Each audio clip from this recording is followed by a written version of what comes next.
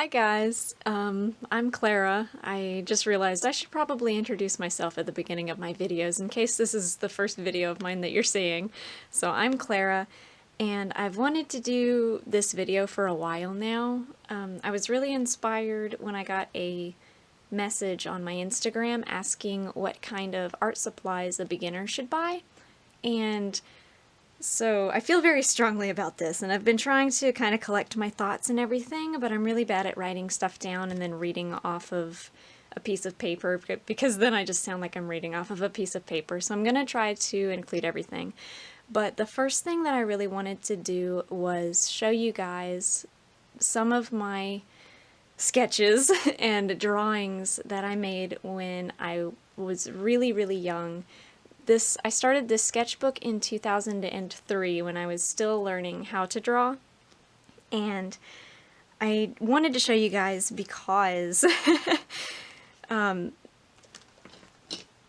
so this is how I drew when I was younger, and I see sketches from people that look just like this all over Instagram, and they say they hate their drawings and they want to be a better artist, but they hate the way they draw.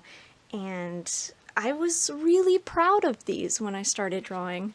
You know, I was really proud of this. I was really proud, and I'm not embarrassed to be showing you guys, because I just wanted to encourage beginner artists, because nobody's gonna start out drawing amazing drawings, you know? I was so proud of this when I drew it. So I was 13 at the time, so that was a while ago. I'm almost 30 now. So this is what I used to draw, the kinds of stuff that I used to draw. And I loved these when I drew them. And I'm still really proud of them, because if it wasn't for these drawings, I wouldn't be able to draw the way I draw today. These drawings are so important to me, and I always keep them. I always hold on to them. And this drawing, I really loved this when I drew it, and I still love it, because if it wasn't for this, I wouldn't be able to draw the way that I draw today. For example, I just finished. I'm still working on this, but it's the same concept, and I wouldn't be able to do this if it wasn't for this. These are so important, and it was really important for me to show you guys some of my older work, because it makes me really sad when I see people on Instagram being so mean to themselves and the way that their art looks when they're beginners. And I really wanted to encourage you guys, because if you're just starting out drawing and your drawings look like these, like my drawings used to, like, that's nothing to be ashamed of. I was so proud when I drew these, because drawing is hard and I drew something, and it's so good when something is difficult and you do it anyway. It's good. You should be proud of yourself. It's a good thing. And so yeah, so I went out and I bought some new art supplies. So this is the sketchbook that I used when I was 13. It's Mead or Med, I'm not sure how to pronounce that. And this is the watercolor set that I started out with. It is a Prang watercolor set, and it is gross, because I used this every single day when I was younger, when I was learning how to use watercolors, and this stuff was not expensive at all. So I drew with a regular Bic mechanical pencil. My dad got a pack of like 40 of these for like $5, and that's what I drew with. And that's how I learned how to draw and how to paint. And I'm a huge believer in, you don't have to spend a lot of money on art supplies, especially when you're just starting out. It's not the art supplies that matter so much. It's really, it's just you, it's the artist, it's how much you enjoy drawing. And if a pencil like this makes you enjoy drawing, or if, like, a cute pencil, I found some really cheap push pencils at Target, and these made me want to draw, even though I got like 6 of them for $1. Like, they're super cheap, and and everything, but they're cute and they make me want to use them. So use whatever you have, use whatever you can, just be creative. Use anything that you have to be creative.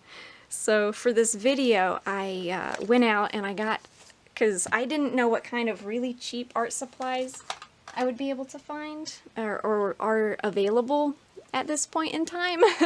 So I went out and I got the cheapest watercolor paper that I could find. First I went to the dollar store and I bought this watercolor set. It's not Praying. I was looking for like a Praying or a Crayola, but this was all they had. It's called Jot, and I've never used this, so we're gonna see if I can make something with it. So I went out and I bought the cheapest art supplies that I could possibly find, and I'm going to try to make something nice with them. I'm not sure if it's gonna work. I don't know if it's going to be a huge flop, but that's what I got. And I couldn't find any watercolor paper at the dollar store, but I did find some cheap Strathmore watercolor paper. This is the 200 series, and I tested this out the other night and I don't hate it. I think this is really good paper. I think this pad was $5.99, which is not a lot. I would not advise somebody who is a beginner to go out and spend a lot of money on really nice art supplies, because if you make something and you hate it, you feel like you just wasted a lot of money and you probably won't use it again, which is really discouraging, and I don't want anybody to be discouraged. So get like whatever you can get your hands on. Don't worry about spending a lot of money though. Just worry about finding something that's affordable for you and that you are going to enjoy using. And you won't feel so guilty if you mess it up, because that's what art is. Like, you have to mess up a lot of stuff before you get anything right. So I'm just going to be using this Strathmore watercolor paper, this dollar set of watercolor paints, a number 2 pencil. I didn't spend any money on that. I had that lying around in my house somewhere, and I would not advise, if I can open this, these sets come with these little plastic brushes, and I'm sure that everybody's familiar with these little brushes. These are not good for painting, so set that aside and save it for something else. The little plastic stick comes in handy sometimes, but those are not good for painting, and you're going to get frustrated, and you're going to think that there's something wrong with you, and there's nothing wrong with you. So it's just those paintbrushes. Those paintbrushes are horrible. So I know that Target has these cheap little these are not watercolor brushes, I don't think, but I already had these. But I know that Target still sells these in a set. It's like a $5 set. I couldn't find any brushes that didn't look like these at the dollar store, but maybe there's a dollar store near you that sells brush sets that are affordable. In fact, the Ross near me has a little art section in it, and sometimes I find really nice art supplies there for super cheap. And I already had these. I didn't buy these at Target because I use cheap brushes anyway. So I consider myself a professional artist because I sell my art now. And that's, you know, I guess that's all that it takes really to be a professional. Technically, just technically speaking, I'm technically a professional since I sell my art, and I still use the cheapest brushes that I can find because I'm terrible when it comes to cleaning my brushes, and I always forget, and then they get crusty and old and just not good, so I don't want to spend a lot of money on them because I don't want to feel guilty later for abusing them. Also, I bought these when I first started to practice watercolor. These are from Artist Loft, and I got these at Michael's. The flat brushes are okay, but they shed worse than... I have a Husky, and these brushes shed worse than my Husky. And these little brushes, like this brush, is supposed to be a fine liner, and it is not. There's no way, even when you wet it, this does not come to a point. I would suggest if you buy watercolor brushes, they're supposed to come to a point, but the point of this video is just use whatever you have, whatever you can get your hands on. It doesn't have to be fancy at all. So I'm gonna set up my area here, and then I'm going to do like a little time lapse of me sketching something on this watercolor paper, and then I'm gonna try to paint it using nothing but this cheap watercolor set, so we'll see how it goes. Okay, so I kind of wanted to start out just by saying that I will use any art supply. I've never been picky about art supplies.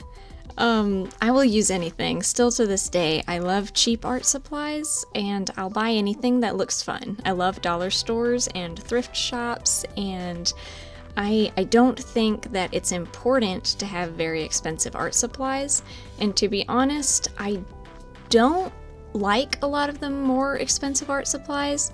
It might just be because I have more experience with the more economical brands and stuff, so when I buy something that's really high quality, like I recently tried the Arches watercolor paper, and that's supposed to be like the Cadillac of watercolor papers. It was so rough, and like it felt like sandpaper to me, and I did not care for it. I like the way that the paintings look in the end, but as far as working on it, I could do without it. But it is a good brand of paper, I guess, but it's not necessary, and I just want to kind of get that point across. And of course, this is all from my own personal experience. It's going to be different for everybody.